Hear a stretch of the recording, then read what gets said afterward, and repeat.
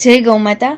આપને ત્યાં આવતા શુભ પ્રસંગોમાં કરુણા સેવક ગૌસેવા ચેરિટેબલ ટ્રસ્ટના ગૌસેવકો એક ગૌસેવક દીઠ ₹350 લઈને પીરસવાની સેવા આપે છે।